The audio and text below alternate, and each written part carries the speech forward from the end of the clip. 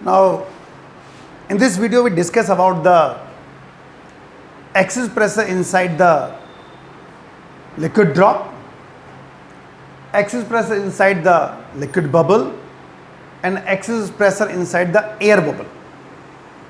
इन तीनों में क्या अंतर है वो जाने आप. Liquid bubble, air bubble, liquid drop में क्या अंतर है वो जाने.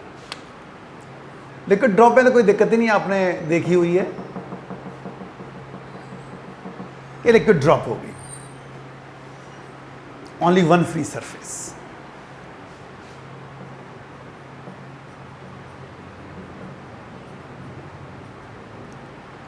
क्लियर. एक होती है लिक्विड बबल. ये लिक्विड बबल होता है. एयर यहां से भी कांटेक्ट कर रही है, एयर यहां से भी कांटेक्ट कर रही है. जो सोप बबल होता है ना, जो बच्चे उड़ाते रहते हैं, डिब्बी सी आती है, मारते तो उड़ते रहते हैं, ये लिक्विड बबल कहलाता है. एयर इनसाइड भी और एयर आउटसाइड भी है. एक पतली सी लेयर का बबल बना होता है. इनसाइड से भी एयर है और आउटसाइड से भी एयर है. तो कितने फ्री सरफेस हो गए?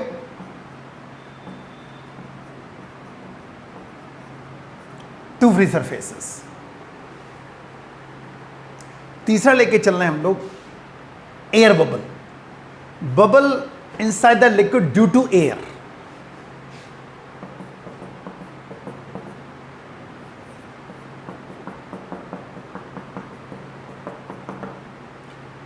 That is known as air bubble. Air के कारण बबल बन गया है इनसाइड द लिक्विड. आप देखें कि एक्वेरियम में नहीं बबल्स उठते रहते हैं, वो एयर से बनाए जाते हैं. एक पंप लगी होती है, वो एयर खींचती है बाहर से और वो अंदर जाती है और प्रेशर से फिर वो बबल्स ऊपर आते रहते हैं. चारों तरफ लिक्विड है और एयर के कारण बबल्स तुमने देखे होंगे एक्वेरियम में.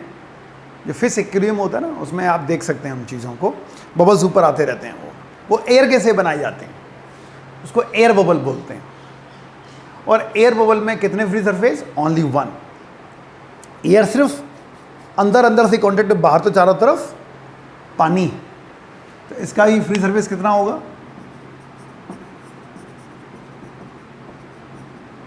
1 फ्री सरफेस. ठीक है.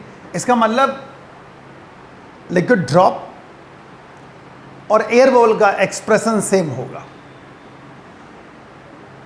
दोनों का एक्सप्रेशन सेम होगा.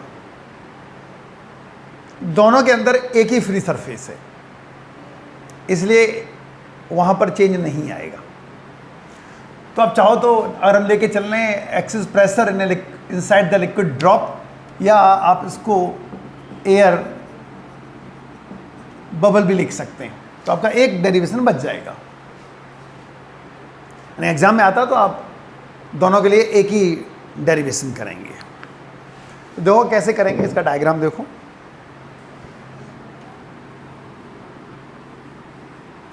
तो लिक्विड ड्रॉप का केस लेके चल रहे हैं. और अभी हमने आपको बताया था कि कर्व्ड सरफेस में इनसाइड प्रेशर आउटसाइड से ज़्यादा हुआ करता है. पिछली वीडियो में आपको बताया था. तो एक लिक्विड ड्रॉप लेके चल रहे हैं.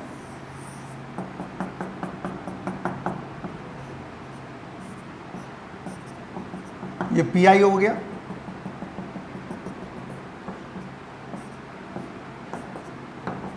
ये आउटसाइड प्रेशर हो गया. और आपको पता है इनसाइड प्रेशर आउटसाइड से ज्यादा होगा, यानी delta P equals to P I minus P O, जो हमें कैलकुलेट करना है. और due to this excess pressure radius increased by very small amount, that is delta R. Radius R और ये हो गई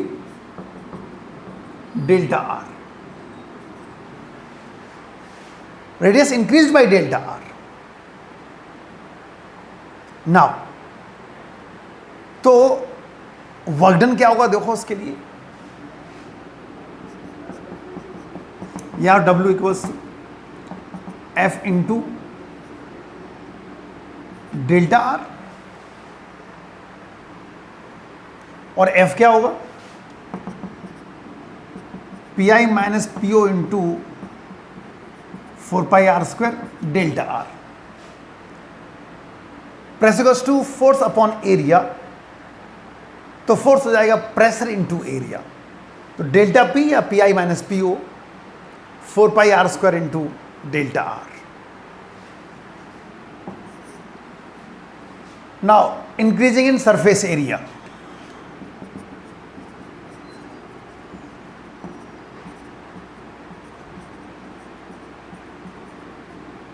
increase in surface area, delta A 4 pi r plus delta r का square minus 4 pi r square,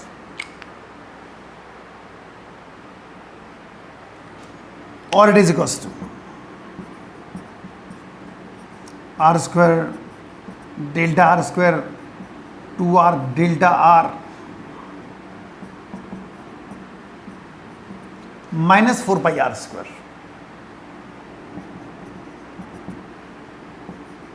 4 pi R square plus 4 pi delta R square plus 8 pi R delta R minus 4 pi R square, ये cancel हो गया। Delta R बहुत छोटा होता है, almost negligible, very small. और अगर कोई चीज बहुत छोटी है उसका स्क्वायर करेंगे तो कैसी हो जाएगी? नेग्लिजिबल।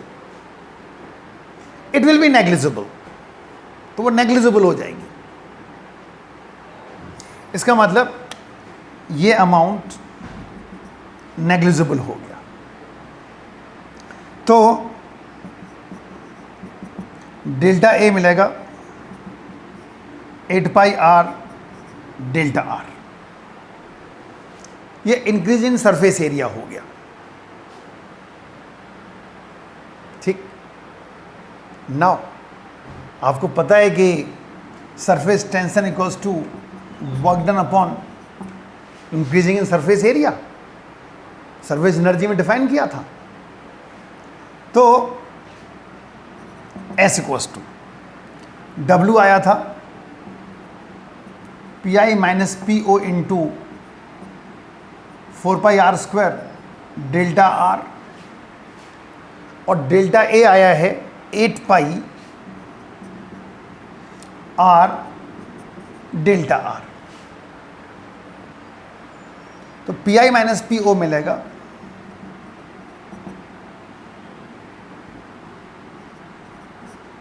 2s by r.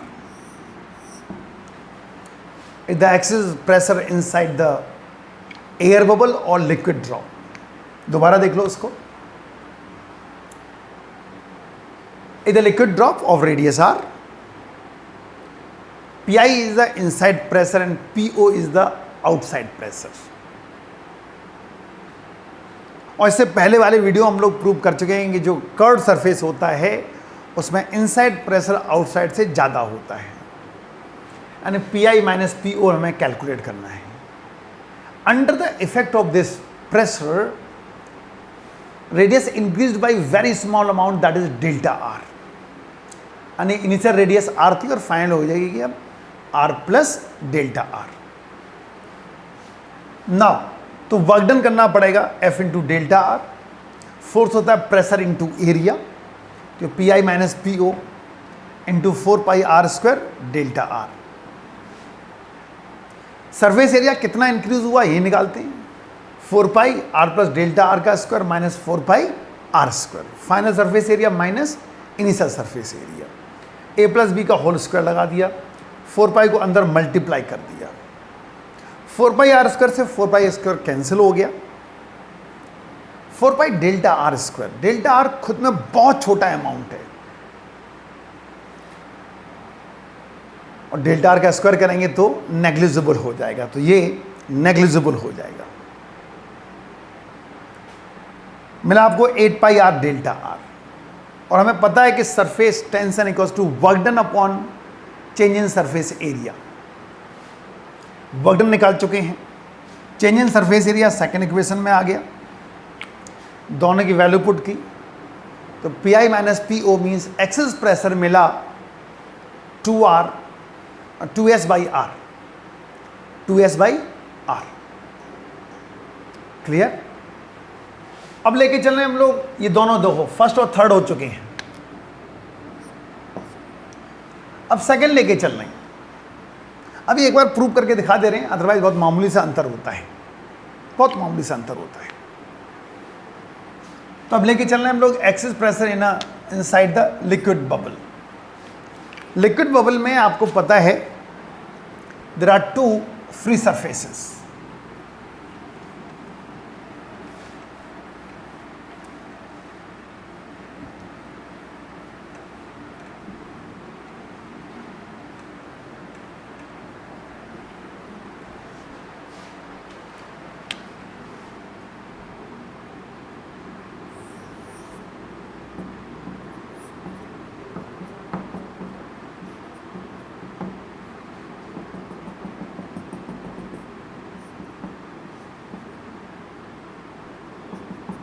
ये डेल्टा आर हो गया, ये एयर बबल हो गया। There are two free surfaces, work done F into delta R. F आपको पता है,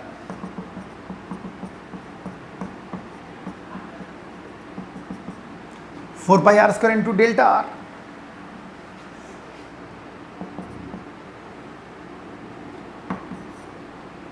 Now, change in surface area.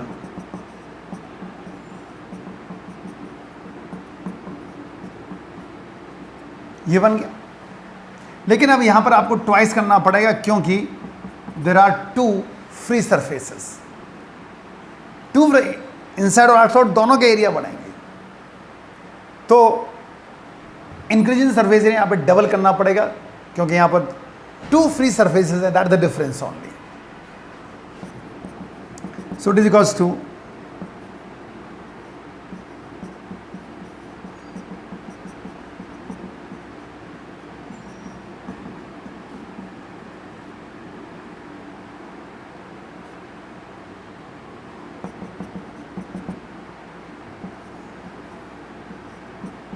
Four pi into two R बचेगा क्योंकि आपको पता है ये नेग्लिजिबल हो जाएगा, ये कैंसिल हो जाएगा, और डेल्टा ए आपको मिला 16 पाई आर डेल्टा आर। ये डेल्टा ए आ गया, और आपको पता है surface tension equals to work done upon surface area, या surface energy upon change in surface area. So S equals to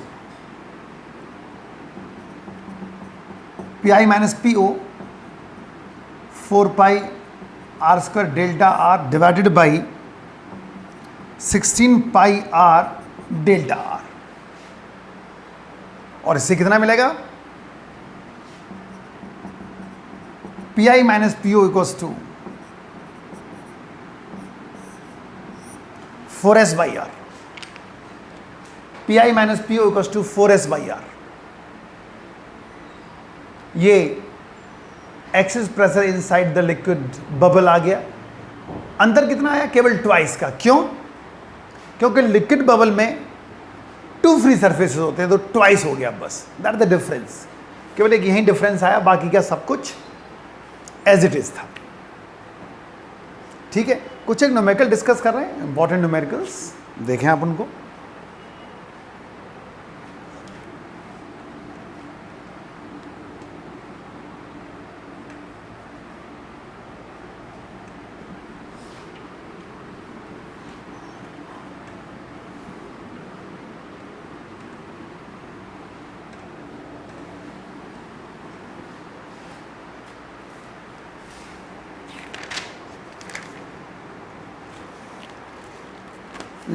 देखो क्वेश्चन को एक,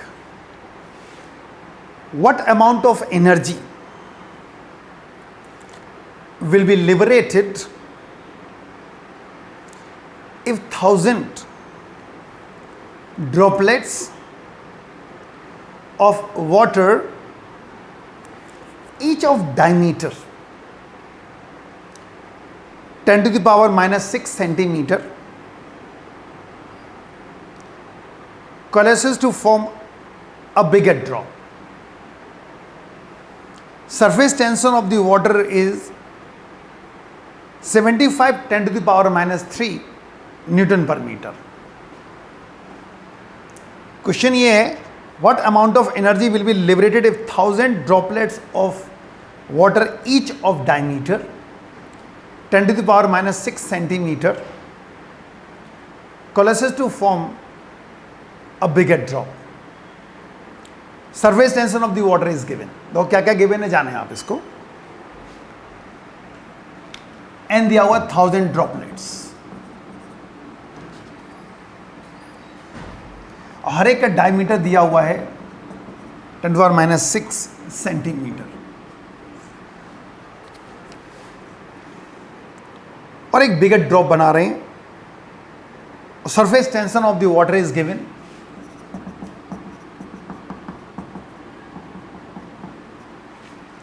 (75 10⁻³ न्यूटन पर मीटर. और आपको पता है formula, surface tension energy upon surface area. जो एनर्जी रिलीज होगी S इंटू डेल्टा ए और E into S N into 4π r² minus 4π r². Clear.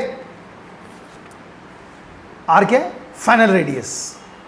आपको पता है कि जब 1000 ड्रॉपलेट्स कंबाइंड होंगी, मिलेंगी, वॉल्यूम चेंज नहीं होगा, मास चेंज नहीं होगा, डेंसिटी चेंज नहीं होगी, तो वॉल्यूम भी चेंज नहीं होगा. तो 1000 इंटू 4π r² इक्वल्स टू 4/3 π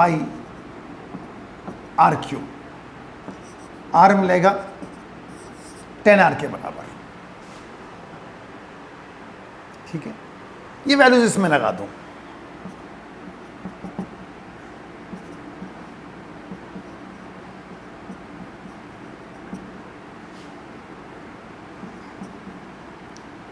यहाँ 1000 ड्रॉपलेट्स थी.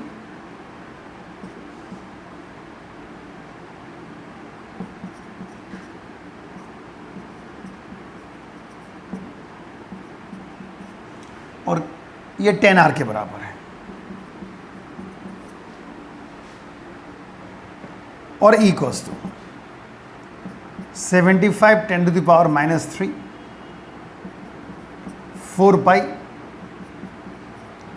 100R² कॉमन ले लिया, 10 - 1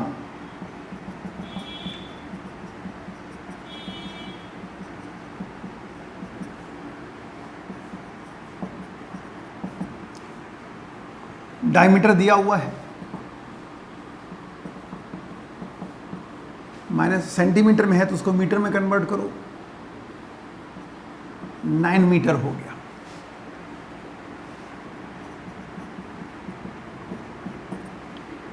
और जब इसको सॉल्व करेंगे तो ये मिलेगा 2.12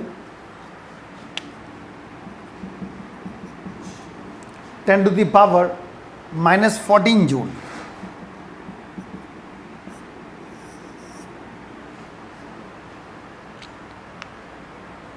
(2.12 10⁻⁻14 जूल. ठीक, इतनी एनर्जी रिलीज होगी जब छोटी ड्रॉपलेट्स मिलके एक बड़ी ड्रॉप बनाएंगे तो. ठीक, और एक न्यूमेरिकल देखो, और इसका प्रैक्टिकल एप्लीकेशन भी है. आप देखो कि गर्मियों में लोग शावर लेना पसंद करते हैं, नहाते हैं ना, तो शावर से नहाते हैं. क्यों ऐसा करते हैं? उसका रीज़न है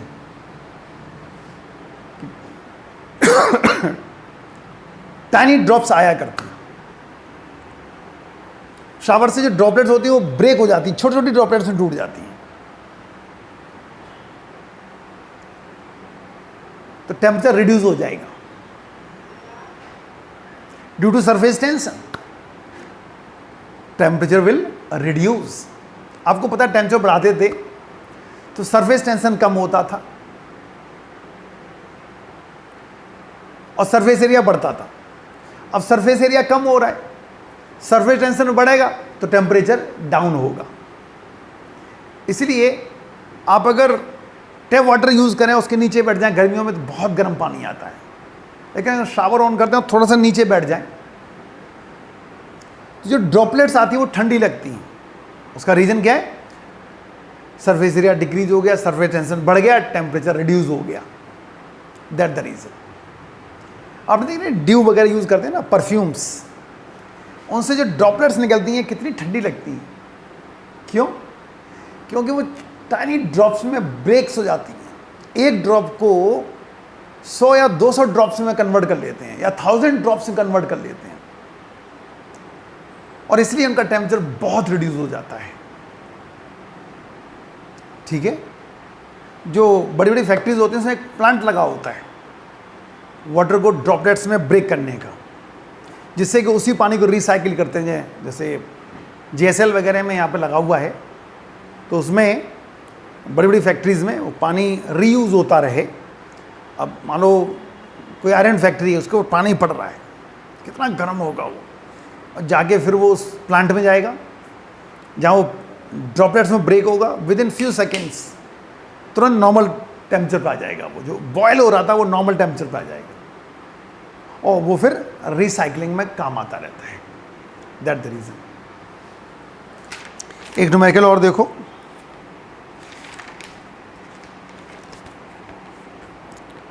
अ glass plate of length 10 centimetre, breadth दी हुई है 4 सेंटीमीटर, थिकनेस दी हुई है 0.4 सेंटीमीटर, वेट दिया हुआ है 20 gram in air. It is held vertically with long side horizontal and half the plate immersed in water.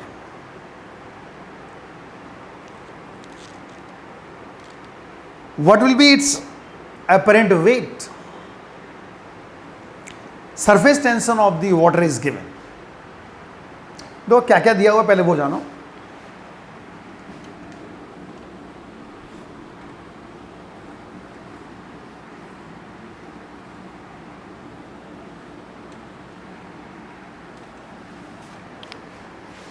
एक ग्लास प्लेट है, लेंथ 10 सेंटीमीटर दी हुई है, ब्रेथ 4 सेंटीमीटर दी हुई है, बी 4 सेंटीमीटर, और थिकनेस दी हुई है 0.4 सेंटीमीटर,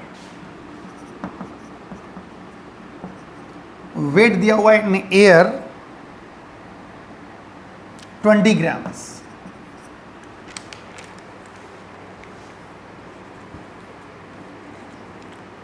और सरफेस टेंशन दे रखा है वाटर का,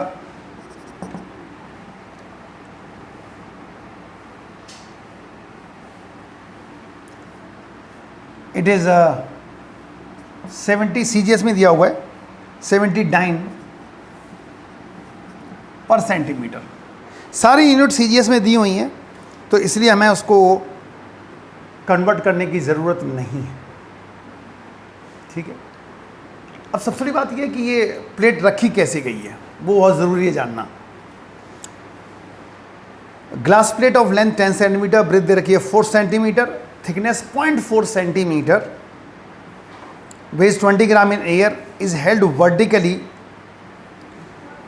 with long side horizontal and half the plate immersed in water. जैसे ये ग्लास प्लेट है, ठीक है,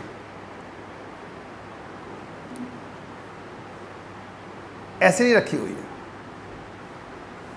ऐसे रखी हुई है। अंतर आ जाएगा, ऐसे रखेंगे तो कुछ और आंसर होगा, ऐसे रखेंगे तो कुछ और आंसर होगा। ये लेंथ दे रखी है, बी दे रखी है, और ये टी दे रखी है थिकनेस, उसको यूं रखा गया है वर्टिकली, लॉन्ग साइड हॉरिजॉन्टल, ऐसे ऐसे नहीं रखी हुई है, यूं रखी हुई है। ठीक, तो अब ज़रा देखो 20 ग्राम दे रखा है, तो ये 20 इंटू 980 डाइन बन जाएगा।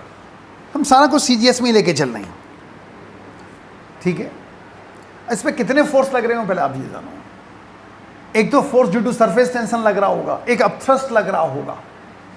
Force due to surface tension जो लगेगा वो क्या होगा, surface tension into length, S into twice of L plus T, L plus T। ऐसा क्यों, जानो उसको। ये कांटेक्ट में आ रहा है, एक L ये हो गई, एक L ये हो गई, ये T हो गया, ये T हो गया, ये पूरा कांटेक्ट में आ रहा ना, ये इतना पार्ट ये पूरा आ रहा है कांटेक्ट में, ये 2 थिकनेस हो गई, 2 लेंथ हो गई, L plus L T plus T। इसलिए चूंकि ऐसा रखा हुआ ना यूं, ये पोर्शन कांटेक्ट में आ रहा है, इसलिए तो 70 इंटू 2, L है 10 centimetre plus T 0.4 centimetre, 10.4 dyne, ठीक।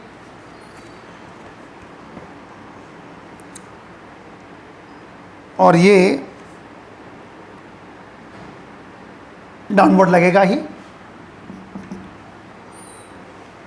और इसके ऊपर एक फोर्स और लगेगा, दैट इज अपथ्रस्ट। अपथ्रस्ट भी लगेगा इसके ऊपर। तो अपथ्रस्ट देखो कितना लगेगा,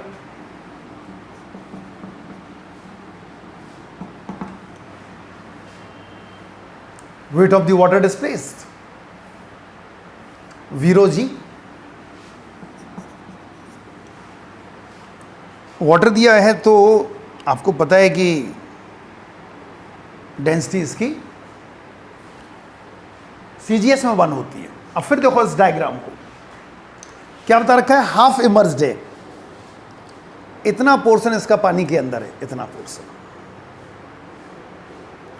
जो वॉल्यूम डिस्प्लेस्ड होगा वो कितना होगा, वो होगा L into B into T, B/2 आएगा, it's B/2 into rho into G। L 10 centimetre, B 2 हो जाएगा, T 0.4 हो गया, 1 हो गया, 980 हो गया। अब थ्रस्ट यदि ऊपर लगेगा तो एपरेंट वेट क्या आएगा,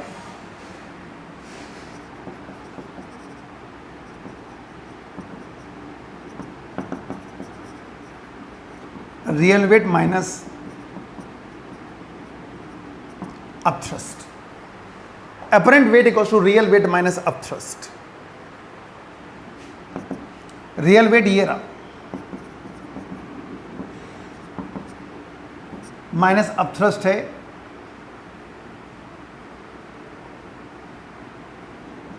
8 इंटू 980, और एपरेंट वेट यहां से आपको मिलेगा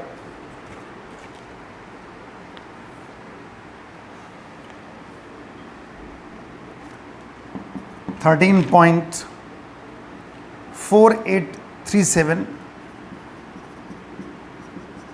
इंटू 980, या फिर ग्राम फोर्स में कन्वर्ट करना है तो 13.4937 ग्राम फोर्स, ठीक। ग्रेडसन यूनिट के टर्म्स में लिख दिया। तो ये जरूरी था इस क्वेश्चन में कि, और ये क्वेश्चन चेंज हो जाता अगर ये ऐसे रखी होती, तो